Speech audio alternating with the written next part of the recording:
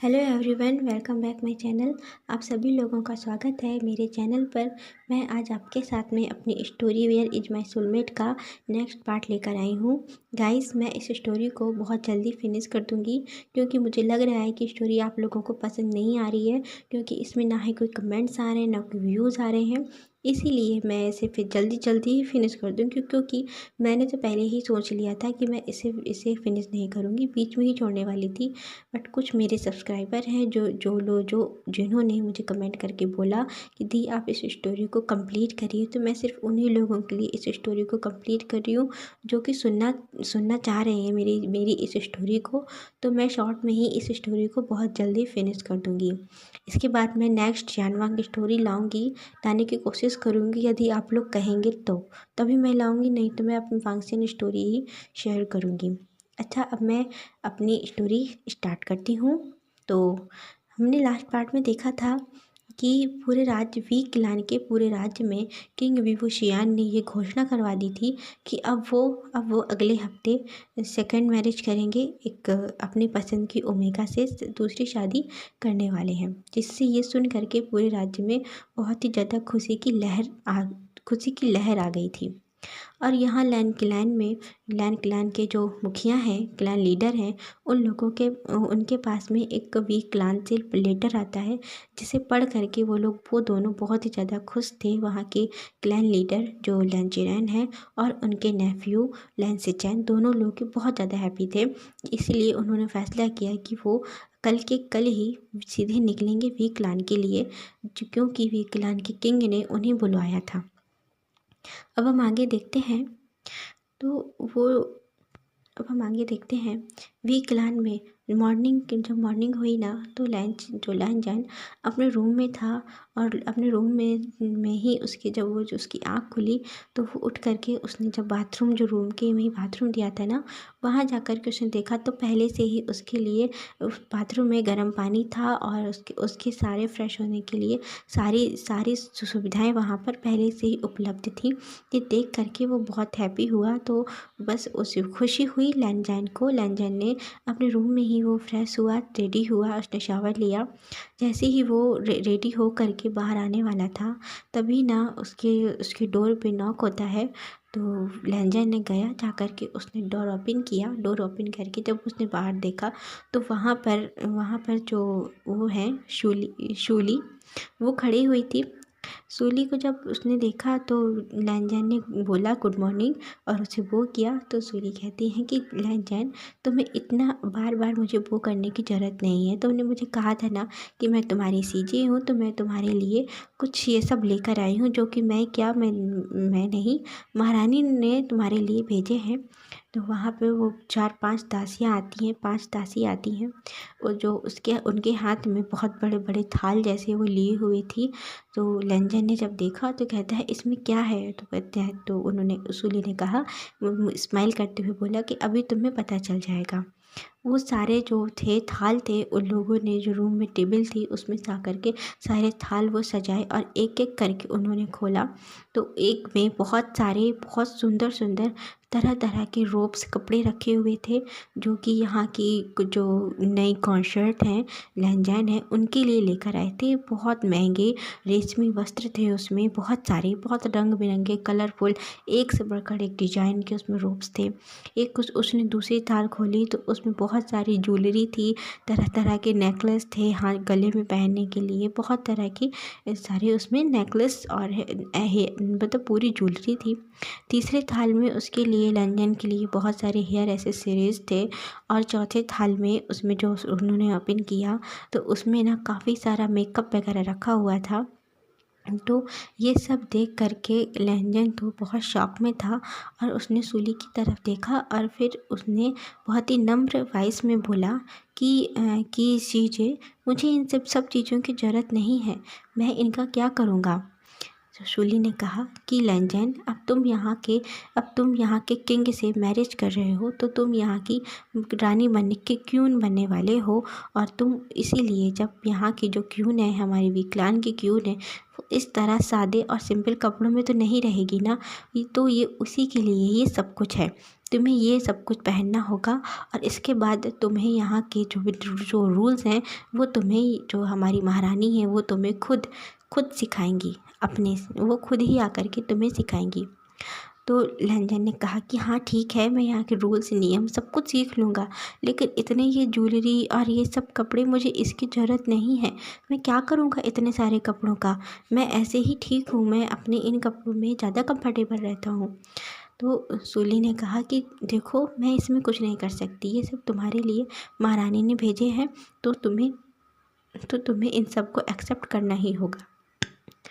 तो लहंजन ने हाँ में सर हिलाया, क्योंकि उसके पास और कोई रास्ता नहीं था।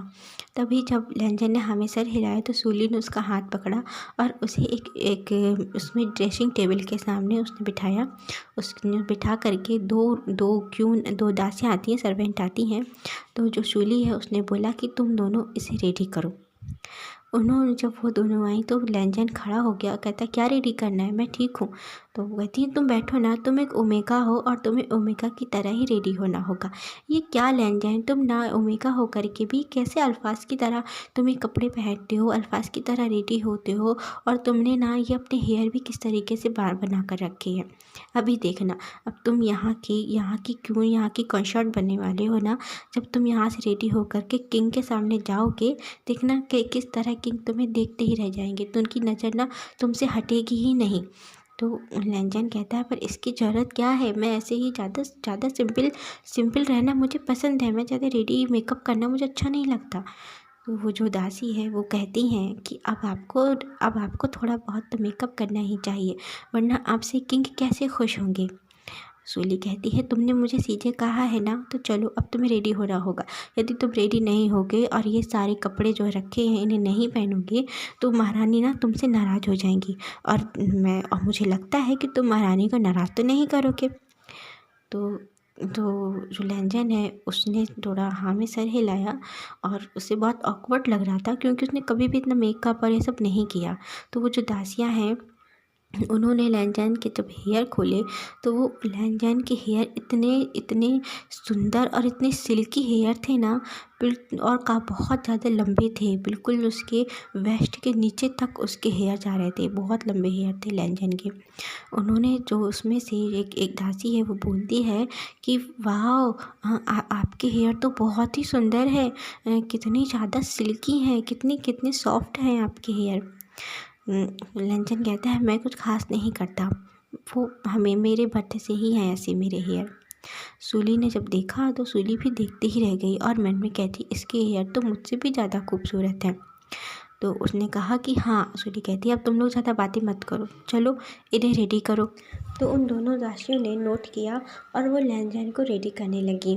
लहंजन के हेयर को भाप देती है और इसके बाद उसके हेयर को बहुत सुंदर तरीके से उन्होंने बनाया, रेडी किया, तरह तरह के उसके फेस पे मेकअप किया, और लहंजन को जब रेडी किया इसके बाद बहुत ही सुंदर से उन्होंने एक पिंक कलर के लहंजन को रोब पहनाए, क्योंकि वो ओमेगा है तो ओमेगा रोब्स उसको पिंक कलर के रोब्स पहनाए। और उन्होंने जब रेडी किया तो रेडी होने के बाद लहंजन की खूबसूरती ना देखने लायक थी। वो इतना ज़्यादा खूबसूरत और इतना ज़्यादा सुंदर, ब्यूटीफुल, इतना प्रिटी लग रहा था उन पिंक रोब्स में, उसे जो भी देखता उसकी नज़र ना उससे हटती ही नहीं। कोई भी एक बार वो अल्फ़ा हो या ओमेगा हो, उस लहंजन की खूबसूरती को देखकर ना उसकी नज़र उससे हटती ही नहीं, इतना ज़्यादा खूबसूरत लग रहा था। खुद सूली लहंजन जब रेडी होकर के खड़ा हुआ और उसने पलट के सूली को देखा और एक बहुत प्यारी सी स्माइल के साथ पूछता है कि सीजे अब मैं कैसा लग रहा हूँ। तो सूली ने जब लहंजन को ऊपर से नीचे तक देखा तो 1 मिनट के लिए उसकी भी ना पलकें झपकना भूल ही गई थी, वो बस लहंजन को ही देखती रह गई। इतना खूबसूरत लहंजन लग रहा था, बहुत ही खूबसूरत लग रहा था। तो सूली के ना चाहते हुए भी सूली ने बोला कि लहंजन तुम बहुत बहुत ज़्यादा खूबसूरत लग रहे हो, यदि किंग तुम्हें देखेंगे ना तो उनकी नज़र तो तुमसे हटेगी ही नहीं। तो लहंजन ने स्माइल किया और बोला कि थैंक यू, ये ना आपकी वजह से ही है।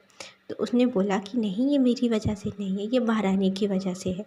चलो अब महारानी तुम्हारा इंतज़ार कर रही हैं नाश्ते में, बहुत ज़्यादा देर हो चुकी है, अब हमें नाश्ते में चलना चाहिए। वह महारानी और महाराज दोनों ही हमारा इंतज़ार कर रहे होंगे, किंग विभूषियन। तो उसने लैंजैन को कहा कि चलो। लैंजैन के साथ वो चले और लैंजैन के साथ में ही और कंसर्ट, वो दोनों लोग साथ में और उनके साथ 2 दासियाँ और उनके पीछे चल रही थीं। वो दोनों लोग पहुँचते हैं जहाँ पर डिनर हॉल पे, जहाँ पर पहले से ही महारानी और किंग विभूषियान और जो लैंजैन का ब्रदर है शुयांग, ये दोनों ही वहाँ पर तीनों ही वहाँ पर बैठकर इंतज़ार कर रहे थे लैंजैन और कंसर्ट सूली का। तो जब वो लोग वहाँ उन्होंने एंटर किया, सबसे पहले सूली आई तो विभूषियन ने तुरंत मुड़कर देखा, तो सूली को देख कर के उसने किसी तरह का कोई रिएक्ट नहीं किया। जब सूली के पीछे जो लैंजैन आ रहा था, उसकी नज़र जब लैंजैन पर पड़ी तो लैंजैन के वो पिंक रोब्स में और उसने थोड़ी बहुत जो ज्वेलरी पहनी हुई थी, उसने हल्का मेकअप भी हुआ था उसके फेस पे और बहुत ही खूबसूरती से उसके हेयर बनाए गए थे। तो लैंजैन जो विभूषियन लैंजैन को देखता है तो बस वो देखता ही रह गया, उसकी नज़र उससे हटी ही नहीं, बस वो उसकी तरफ देखता ही जा रहा था। और जो लैंजैन ने भी जब किंग को देखा कि वो किस तरह उसे देख रहे हैं, तो वो लैंजैन ना हल्का सा ब्लश कर गया और उसने अपनी पलकें नीचे झुका ली। और महारानी ने जब लैंजैन को देखा तो वो भी लैंजैन को देखती ही रह गई और उन्होंने बोला कि लैंजैन, तुम बहुत ही सुंदर लग रहे हो, ये कपड़े तुम पर जच रहे हैं, बहुत अच्छे लग रहे हैं, आओ बैठो हमारे पास। उन्होंने लैंजैन का हाथ पकड़ा और महारानी ने अपने पास उसे बिठाया। तो विभूषियन ने कहा कि माँ, लैंजैन को मेरे पास बिठाइए ना। तो लैंजैन, तो महारानी कहती है कि सिर्फ आज के दिन ही लैंजैन तुमसे मिलेगा और इसके बाद जब तक शादी नहीं हो जाती तुम उसका चेहरा नहीं देख पाओगे, इसलिए आज तुम्हें जितना देखना है तो आज लैंजैन को देख लो। और आज लैंजैन तुम्हारे पास नहीं बैठेगा, लैंजैन मेरे पास बैठेगा। मुझे इसे किस तरह खाया जाता है और खाने के क्या नियम हैं, टेबल मैनर्स क्या होते हैं, मैं उसे ये सब सिखाने वाली हूँ आज। तो तुम तब तक 1 हफ्ते तक लैंजैन से दूर ही रहो। तो विभूषियन बोलता है कि लेकिन माँ, आज के दिन तो बैठने दो ना, टेबल मैनर्स मैं उसे सिखा दूँगा और वो कितनी अच्छी तरह से तो खाना खाता है, इसमें क्या सिखाना, खाना जिसका जैसा मन है वैसे ही तो खाएगा। तो वो महारानी कहती हैं कि नहीं, वो वीक क्लान की क्यून बनने वाला है आगे चल के। तो जो क्यून के भी ना कुछ नियम होते हैं, कुछ तरीके होते हैं। क्यून इस तरह कैसे भी कोई भी काम नहीं कर सकती। ये सब ना तुम नहीं समझोगे कि विंग, ये मुझे ही समझाने दो लैंजैन को। लैंजैन को उन्होंने अपने पास बिठाया और इसके बाद खाना सर्व किया गया उनके लिए। और खाना सर्व करते हुए शुयांग जो लैंजैन को देख रहा था और अपने मन में बहुत खुश था कि कितना ही अच्छा है कि लैंजैन को जो किंग विभूषियन जैसे उसके लाइफ पार्टनर मिलेंगे, उसे अल्फ़ा मिले जो कि जिसके साथ ना लैंजैन बहुत खुश रहेगा। यहाँ उसे कितना सम्मान मिल रहा है, ये देख करके ना शुयांग को बहुत खुशी हो रही थी, बहुत ही ज़्यादा।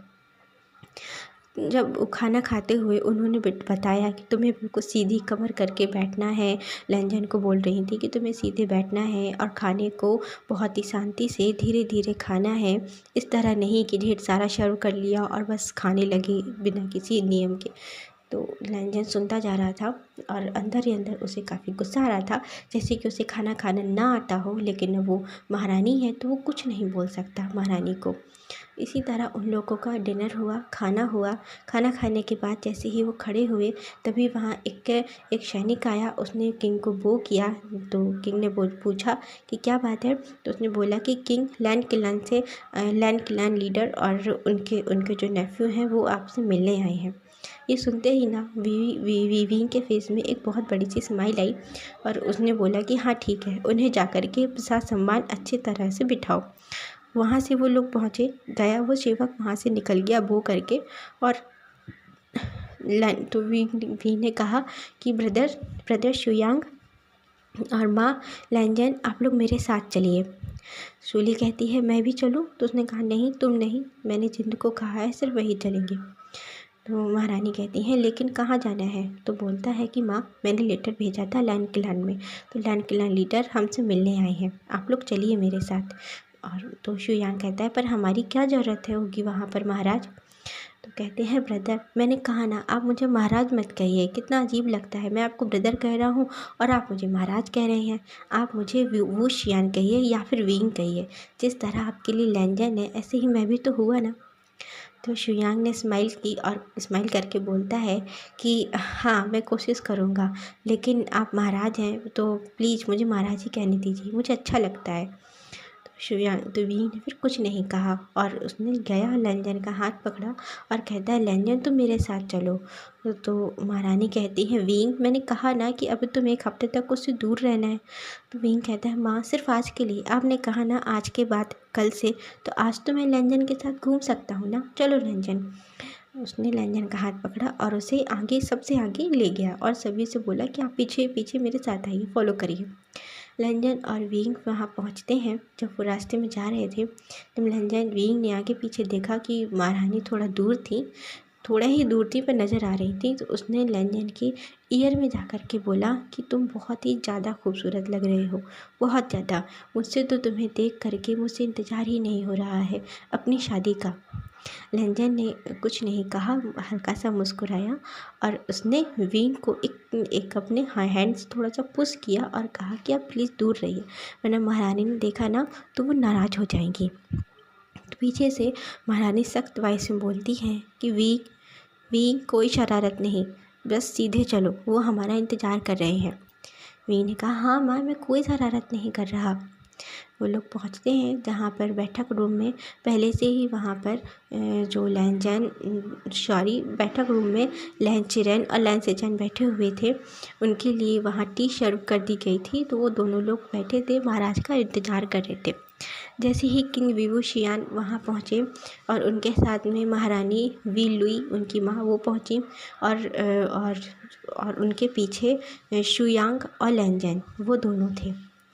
उन्होंने तुरंत खड़े होकर के जो लैंचिरैन है और लैंसेचैन है उन दोनों लोगों ने वो किया किंग को और महारानी को। तो महारानी ने और विंग ने भी उन लोगों को वो किया, ग्रीट किया दोनों लोगों ने।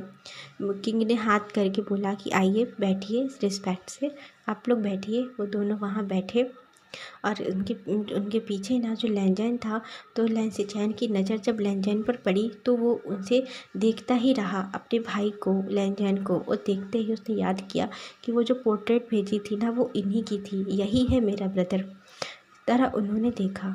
तो विंग कहता है कि आप लोगों का सफ़र कैसा रहा। तो लैंसेचैन कहते हमारा सफ़र अच्छा रहा। महारानी कहती आपको कोई परेशानी तो नहीं हुई। उनको इतने बोलते हुए महारानी ने कहा अपने जो सेवक हैं उनसे कि इन्हें टी सर्व करो।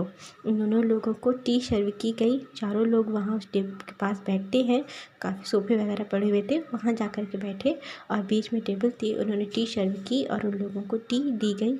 तो किंग विवो शियान है उन्होंने कहा जान तुम मेरे पास आओ।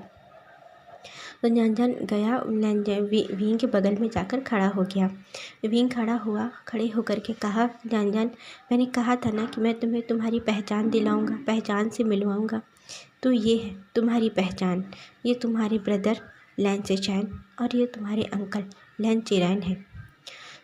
तो जब लैंजैन ने ये सुना, ये सुन करके वो उन दोनों की तरफ उसने देखा और फिर एक नज़र उसने अपने ब्रदर की तरफ शुयांग की तरफ देखा। तो शुयांग जो पहले बैठा था वो भी फिर खड़ा हुआ और खड़े होकर के वो भी देखने लगा। तो उसने बोला विंग ने कि ब्रदर आप बैठिए, आप ज़्यादा परेशान मत होइए, आप इस तरह बार बार खड़े होंगे ना तो आपके लेग पर जोर पड़ेगा, आप आराम से बैठिए रिलैक्स करके।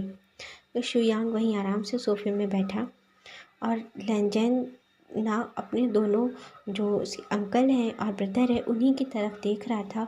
और जो लैंचिरैन और लैंसेचैन वो दोनों खड़े होकर के लैंजैन को देख रहे थे। उन्हें देखते हुए ना अंकल और ब्रदर दोनों की ही आंखें नम हो गई थी लैंजैन को इतने सालों बाद देख करके। तो वो दोनों आए, लैंजैन के सामने आकर के सीधे खड़े हुए और लैंजैन अपनी जगह से बिल्कुल भी नहीं हिला था, वो बस वहीं स्टेचू की तरह खड़ा हुआ था और उन दोनों को देख रहा था। मन में उसके चल रहा था कि क्या ये सच है, क्या ये मेरी फैमिली है, अपने मन में सोच रहा था। तो तो लैन चिरैन ने जब लैनजैन को देखा और देखते ही बोलता है, उसे देख करके अपने अंकल की साइड देख करके बोलता है लैन सिचैन कि अंकल, लैन कि हमारा वांगजी बिल्कुल नहीं बदला। देखिए, ये बिल्कुल वैसा ही दिख रहा है जैसे बचपन में दिखता था अपने। तो लैन चिरैन कहते हैं कि हाँ, तुम बिल्कुल सही कह रहे हो, ये हमारा वांगजी ही है। विभूशियान, ये आपने कैसे पहचाना कि ये हमारा वांगजी है? तो विभूशियान कहते हैं कि ये मेरा ओमेगा है, मेरा सोलमेट है, मैं कैसे नहीं पहचानूंगा।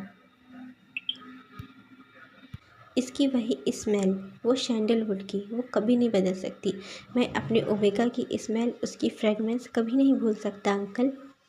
तो उन्होंने हाँ में सर हिलाया, नोट किया उसकी बातों को और लैनजैन की साइड देखा। तो लैनजैन कहता है कि मैं क्या सच में लैन क्लांसी हूँ? लैन चिरैन की साइड देखकर बोलता है। लैन चिरैन ने नोट किया, हाँ में सर हिलाया और फिर लैनजैन ने विभूशियान की तरफ देखा तो बोलता है कि क्या मैं सच में लैन क्लांसी हूँ? ये मेरी फैमिली है। तो विंग ने नोट किया, कहता हाँ लैनजैन, हाँ जान, तुम लैन क्लांसी ही हो और अब तुम्हारी मैरिज वी क्लान से होने वाली है, मुझसे होने वाली है। तो लैन सिचैन ने कहा, तुम्हें अभी भरोसा नहीं है ना? अभी हम तुम्हें यकीन दिलाते हैं, आओ यहाँ बैठो आकर के। तो वो लोग वहाँ बैठे मेडिटेशन की मुद्रा में वो तीनों लोग बैठते हैं। लैन सिचैन और लैन चिरैन अगल बगल बैठे हुए थे और अपने सामने उन्होंने लैन वांगजी को बिठाया हुआ था। वो तीनों लोग एक साथ एक ही मुद्रा में बैठते हैं। महारानी जो थी वो चुपचाप कुछ न बोलते हुए सिर्फ देख रही थी और सुन रही थी। वो तीनों वहाँ बैठे, लैनजैन और लैन चिरैन और लैन सिचैन, दोनों लोगों ने अपनी आंखें बंद की और वांगजी से कहा कि तुम भी अपनी आंखें बंद करो और मेडिटेशन करो, ध्यान लगाओ। तो लैन वांगजी ने भी वैसा ही सेम किया। थोड़ा ही देर में उन्होंने अपनी आंखें बंद करके अपनी स्पिरिचुअल एनर्जी इकट्ठा की। दोनों लोगों ने, लैन चिरैन और लैन सिचैन ने, दोनों ने इकट्ठा की और इसके बाद एक ना ब्लू कलर का पूरा सर्कल सा बन गया उन तीनों लोगों के अगल बगल। वो बहुत ही ज़्यादा शाइन ब्राइट कर रहा था और वो सर्कल चमक रहा था। लैन चिरैन और लैन सिचैन, तीनों लोगों को उस सर्कल ने अपने अंदर ही कवर कर लिया था। एक बहुत बड़ा सा सर्कल था, उसमें उन्होंने कवर किया और इसके बाद उन्होंने अपने हाथों से लैन सिचैन ने अपने रोब के अंदर से एक हेयर बैंड निकाला, फोरहेड रिबन निकाला और जो फोरहेड रिबन को सामने अपने हाथ को बढ़ाया, सामने किया, वो बहुत तेज़ी से ना उस फोरहेड रिबन में चमक आने लगी। वो चमकने लगा, ब्लू कलर की रोशनी से वो अलग ही चमक रहा था और वो जो स्पिरिचुअल एनर्जी थी उसमें लैनजैन भी उसके अंदर था। जब वो पूरा रॉड बन गया और इसके बाद उन्होंने अपनी आंखें खोली, लैन चिरैन और लैन सिचैन ने, दोनों ने अपनी आंखें खोली और सामने बैठे वांगजी को देखा। तो वांगजी भी अभी भी मेडिटेशन में ही था। तब लैन चिरैन ने धीरे से कहा कि लैनजैन अपनी आंखें खोलो। लैनजैन ने धीरे धीरे अपनी आंखों को खोला और इसके बाद अपनी आंखों को खोलने के बाद उसने अपने दोनों अंकल चिरैन और अपने ब्रदर सिचैन को देखा। तो देख करके उसके मन में क्वेश्चन था। तो उन्होंने, जो लैन चिरैन है, उन्होंने कहा ये जो सर्कल बना हुआ है ये सिर्फ लैन क्लैन के मेंबर हैं उन्हीं के चारों तरफ बनता है। ये सर्कल लैन क्लैन का एक ये बैरियर है, ये जो ना लैन क्लैन वालों को सुरक्षित करता है बाहर की दूसरी जो भी ब्लैक पावर है उन लोगों से। तुम्हारे अंदर वाइट स्पिरिचुअल एनर्जी है, तुमने किसी भी तरह की, तुम्हारे अंदर ब्लैक एनर्जी नहीं है क्योंकि तुम लैन क्लैन से हो और ये हमारे लैन क्लैन वालों की पहचान है। और जो ये लैन सिचैन के हाथों में जो ये फोरहेड रिबन है चमक रहा है ब्लू कलर का, ये तुम्हारा ही है और ये तुम्हारे लिए ही चमक रहा है और ये वही लोग धारण कर सकते हैं जो कि लैन क्लैन से हैं। इसीलिए इसे लो और तुम इसे धारण करो। तो वांग जी ने अपना हाथ बढ़ाया तो लैंसी चैन कहते हैं कि नहीं, तुम अभी ऐसे नहीं कर सकते। ये ना तुम्हारी जब वेडिंग होगी तब तुम्हें तुम्हारा अल्फ़ा ये तुम्हें खुद पहनाएगा तो ज़्यादा अच्छा होगा। तो वांग जी ने नोट किया कि ठीक है, जब शादी होगी तब कर लूँगा। इसके बाद वांग जी ने पूछा, तो इसका मतलब मैं सच में लैन क्लैन का ही हूँ, आप लोगों का ही फैमिली मेम्बर हूँ? तो लैंसी चैन ने कहा कि हाँ, इस्माइल की, और कहा कि हाँ वांग जी, तुम हमारे ही क्लैन से हो, तुम हमारे वांग जी हो, हमारे यहाँ के प्रिंस हो, तुम आज से लैंड जैन नहीं, तुम लैंड वांग जी ही हो। तो वांग जी थोड़ा अंदर से उसे खुशी हुई कि आखिरकार उसे कुछ पहचान तो मिली। इसके बाद लैन चैन ने कहा कि पर ये कैसे साबित हुआ, सिर्फ ये एक सर्कल ही? तो लैंसी चैन ने कहा कि हम दोनों ब्लड हैं, रियल ब्रदर हैं, एक ही ब्लड है, इसीलिए हम दोनों की जो स्पिरिचुअल एनर्जी है वो ब्लू है, उसका जो चमक है वो ब्लू है, और हम दोनों ब्लू कलर की ही स्पिरिचुअल एनर्जी को गेन करते हैं। तुम भी एक कल्टीवेटर हो और इसीलिए मैं भी कल्टीवेटर हूँ, इसलिए हम दोनों की एनर्जी का कलर ब्लू है। ये सर्कल हमें यही बताता है। और जो लैन के हैं वो उनकी भी स्पिरिचुअल एनर्जी ब्लू है, लेकिन तुम्हारी एनर्जी में बहुत ज़्यादा शाइन है, ग्लो है, इसीलिए तुम मेरी ही ब्रदर हो, क्योंकि हम दोनों का एक ही ब्लड है। तो लैन जैन ने हाँ किया, नोट किया, और जो वो रेड रिबन है उसे अपने हाथों में लिया और बोलता है, इसे मैं अभी नहीं पहन सकता। तो लैंसी चैन फिर वहाँ से खड़े हुए, उन्होंने वो सर्कल को तोड़ा, स्पेशल अपनी एनर्जी से उस सर्कल को तोड़ा, और इसके बाद कहा कि हाँ, तुम पहन सकते हो, क्यों नहीं। उन्होंने वी से कहा कि मैं मेरा ओमेगा बेटा आपको सौंपता हूँ, और आप ये जो फोरहेड रिबन है आप अभी हमारे सामने ही लैन जैन को पहना सकते हैं उसके फोरहेड रिबन पे। महारानी की तरफ विंग ने देखा तो महारानी ने भी हाँ में सर हिलाया कि हाँ, तुम पहना सकते हो। ये भी एक तरीके की रस्म है जो कि लैन क्लैन वालों की होती है वेडिंग के समय की। तो वांग विंग ने कहा, इसका मतलब ये हम लोगों की वेडिंग की एक रस्म पूरी हुई। तो लैंसी चैन कहते हैं, एक नहीं, हाँ, ये पूरी वेडिंग ही है, हमारी तरफ से पूरी वेडिंग ही है। जो ये फोरहेड रिबन है ये सिर्फ हमारे जो ब्लड रिलेटिव हैं, जैसे कि ब्रदर, मदर, फादर, या फिर जो उनका पार्टनर है वो उस रिबन को टच कर सकता है। तो आप वांग जी के कल्टीवेटर पार्टनर बनने वाले हैं, तो इसीलिए, और अल्फ़ा बनने वाले हैं, इसीलिए आप इस रिबन को टच कर सकते हैं।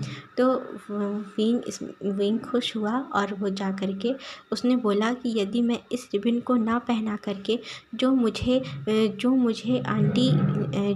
आंटी लैनी ने दी थी, मैं उस रिबन को क्यों ना लैन जैन के फोरहेड पे बांधूँ, यदि आप लोगों को कोई प्रॉब्लम ना हो तो लैंसी चैन ने बहुत ही उनके फेस में एक चमक आ गई, और इस्माइल अपनी चमकती हुई आँखों से बोला कि क्या वो जो मदर ने तुम्हें अब बचपन में लैन वांग जी का जो रिबन दिया था वो अभी भी है तुम्हारे पास? तो विंग कहता है हाँ, उसने अपने रोब्स के अंदर से उस रिबन को निकाला, तो ये है। तो लैन जैन कहता है, ये कैसा रिबन है, आप लोग कैसी बातें कर रहे हैं मदर? तो विंग ना लैन जैन के सामने आकर के खड़ा हुआ और उसने लैन जैन से कहा कि लैन जैन, ये जो रिबन है, उसने हाथों में वो रिबन था वो दिखाया। उसने बोला, लैन जैन, ये जो रिबन है ना, ये तुम्हारी माँ ने मुझे दिया था बचपन में। तो है बचपन में? तो विंग कहता है, हाँ, मेरी माँ थी ना, कांगसे सेरन, मेरी माँ और तुम्हारी माँ दोनों बहुत अच्छी फ्रेंड थी। तुम्हारी माँ ने बचपन में ही, जब तुम्हारा बर्थ हुआ था, तुम एक ओमेगा थे। बर्थ होते ही उन्हें पता चल गया था कि तुम ओमेगा हो, और जब तुम ना सिर्फ और सिर्फ 2 साल के थे, 2 साल की एज में ही जब मेरी माँ तुम्हारे क्लैन में मुझे लेकर के गई थी अपनी फ्रेंड से मिलने के लिए, तब उन्होंने हम दोनों को साथ खेलते देखा, तो हम दोनों ना बहुत अच्छे फ्रेंड बन गए थे। और तुम ना मेरे साथ ही हमेशा रहते थे, तुम मुझे हमेशा गगा गगा कह के मेरे पीछे घूमते रहते थे। इसीलिए जो मेरी माँ ने और तुम्हारी माँ ने तय किया कि वो अपनी फ्रेंडशिप को आगे बढ़ाएंगी, और उन्होंने तुम्हारा रिश्ता मेरे लिए मेरी माँ को दिया था। तो मेरी माँ ने उस रिश्ते को उन्होंने एक्सेप्ट किया, और मैं तब से ही तुम्हारा इंतज़ार कर रहा था अपने ओमेगा का, कि मैं तुमसे शादी करूँगा और वही शादी आज मैं निभा रहा हूँ। तुम्हारे फोरहेड पे ये जो रिबन बंधा हुआ था तुम्हारे बचपन में, उस रिबन को निकाल के मेरे हाथों में उन्होंने, तुम्हारी माँ ने बांधा था मेरी रिस्ट में और तुम्हारे रिस्ट में। ये ना एक रस्म होती है लैन क्लैन की। लैन चिरैन ने कहा कि हाँ, ये ना एक रस्म होती है वांग जी, लैन क्लैन की। क्योंकि जब शादी होती है तो शादी के वक्त पे अल्फ़ा और ओमेगा के हाथों में इस रिबन को बांधा जाता है एक एक रिस्ट पे, और इसके बाद वेडिंग बाउज लिए जाते हैं। ये सिर्फ हमारे पार्टनर और हमारे बच्चे और हमारे जो मदर फादर हैं, ब्रदर हैं, वही लोग इस रिबन को टच कर सकते हैं, फैमिली मेम्बर्स ही, ब्लड रिलेटिव फैमिली मेम्बर्स। तो वांग जी कहता है तो इसका मतलब मेरी शादी आपसे बचपन में ही हो चुकी है। तो विंग कहता है हाँ, हो चुकी है, लेकिन सबके सामने नहीं, सिर्फ हमारे दोनों मदर्स के सामने। अब मैं तुमसे पूरी दुनिया के सामने मैं तुमसे विवाह करूँगा, शादी करूँगा। इसके बाद ये बोल के विंग पीछे गया लैन जैन के, और उसने लैन जैन को शोल्डर में हाथ रखा और उसे टेबल पे बिठाया, और उसे बिठाने के बाद लैन जैन के फोरहेड पे उस रिबन को उसने बांधा, वांग जी के उस रिबन को बांधा। और फिर बांधने के बाद आगे आया, वांग जी ने अपने हाथों को अपने फोरहेड पे रखा और उस रिबन को टच करके देखा, तो वो काफ़ी खुश था। शुयांग कहता है कि वांग जी, ये रिबन तुम्हारे ऊपर बहुत अच्छा लग रहा है, और मैं बहुत ज़्यादा खुश हूँ कि तुम अपने रियल परिवार से मिले। तो वांग जी ने कहा अपने ब्रदर से, शुयांग से, कि ब्रदर, मेरा कोई भी फैमिली हो पर आपसे बढ़कर मेरे लिए कोई नहीं है। आपने ही मुझे बचपन से पाला पोसा है ना, तो मैं आपका ही भाई हूँ और आप ही मेरे लिए सब कुछ है। तो सिचैन आगे गया, उसने शुयांग का हाथ लिया अपने हाथों में और उसे बोलता है कि शुयांग, तो थैंक यू सो मच कि तुमने मेरे भाई का इतना ख्याल रखा। बचपन से लेकर आज तक तुमने उसे पाला पोसा है। तुम भी हमारी फैमिली का ही एक हिस्सा हो। लैन चिरैन ने कहा कि हाँ, सिचैन बिल्कुल सही कह रहा है, तुम भी हमारी फैमिली का ही एक हिस्सा हो। तो शुयांग कहता है कि लेकिन मैं पहले सू क्लान से था और सू क्लान से आप लोगों की दुश्मनी थी, तो मैं कैसे, और मैं सू क्लान का सेनापति था, उस सेना का। तो लैन चिरैन कहते हैं कि अभी हमें उससे कुछ लेना देना नहीं है। अब ना ही तुम सू क्लान में रहते हो और ना ही तुम इस समय सू क्लान के हो, है ना, हमें सब पता है। तुम्हें वहाँ से निकाल दिया गया है। तो शुयांग है, उसने अपना सर नीचे किया, थोड़ा उदास हो गया सुन करके कि उसने इतना कुछ किया है सू क्लान के लिए, सेनापति था, कितने ही युद्ध उसने लड़े हैं, कितनी वारें जीती हैं सू क्लान के लिए। लेकिन आज देखो, थोड़ी जब उसे चोट आई तो उस सू क्लान ने एक झटके में ही उसे अपने क्लान से ही निकाल दिया। सेना तो छोड़ो, उसने क्लान से ही बाहर निकाल दिया। ये सोच कर वो थोड़ा उदास हो गया। तो जो लैन चिरैन है, उन्होंने उसके शोल्डर में हाथ रखा और कहा कि तुम आज के बाद लैन क्लान में रहोगे और तुम लैन क्लान के ही सेना में काम करोगे जब तुम ठीक हो जाओगे। तो शुयांग ने स्माइल की और कहा कि धन्यवाद, थैंक यू सो मच, मैं आप लोगों का एहसान ये कभी नहीं भूलूंगा। तो लैन चिरैन ने कहा कि नहीं, ये एहसान नहीं है, ये आप जैसे कि मेरे लिए मेरा वांग जी है, ऐसे ही आप भी मेरे लिए ही हैं, क्योंकि आपने वांग जी का ख्याल रखा है और हमसे बढ़कर आप हैं वांग जी के लिए। वांग जी ने कहा कि गया और उसने अपने गा का हाथ लिया अपने हाथों में, वांग जी ने शुयांग का, और बोलता है गागा, आप ही मेरे लिए मेरे गा हैं, तो आप प्लीज़ ऐसे उदास मत होइए, कोई भी आ जाए पर आपकी जगह कोई नहीं ले सकता, कोई भी नहीं। इतना बोला तो, और इसने देखे, इतना बोल के ना बड़ी ही मासूमियत से उसने बहुत प्यार से अपने गगा को देखा मुस्कुरा करके। तो शुयांग ने वांग जी की चीख में अपना हाथ रखा और बोलता है, वांग जी, मैं आज तुम्हारे लिए बहुत बहुत बहुत ज़्यादा खुश हूँ। इतनी खुशी हो रही है कि मैं तुम्हें जाहिर नहीं कर सकता, बता नहीं सकता। आज तुम्हें अपनी फैमिली मिली है, बहुत जल्द तुम्हारी शादी भी हो जाएगी, वो भी इतने अच्छे क्लान में और इतने अच्छे अल्फ़ा के साथ जो तुम्हारा इतना ख्याल रखता है। आखिरकार तुम्हें अपना सोलमेट मिल ही गया। मैं बहुत ज़्यादा खुश हूँ। तो वांगजी भी स्माइल की और वहाँ खड़े सभी लोग मुस्कुराते हैं। महारानी जो थी, जो शूली हैं, वो भी जो वी लुई थी, वो भी बहुत ज़्यादा खुश हुई। वी लुई और मन में खुश थी कि चलो अब कोई ये तो नहीं कहेगा कि हमने किसी भी राह चलते ओमेगा से अपने किंग की शादी करा दी। वो मन में यही इसीलिए थोड़ा हैप्पी थी लैन से, पर उनके माइंड में अभी भी यही था कि इसे बहुत कुछ सिखाना है, इसे कुछ आता नहीं होगा। अच्छा गाइस, आज के लिए बस इतना ही। आपको जैसी भी लगी हो प्लीज़ बताइएगा आपको स्टोरी कैसी लगी है।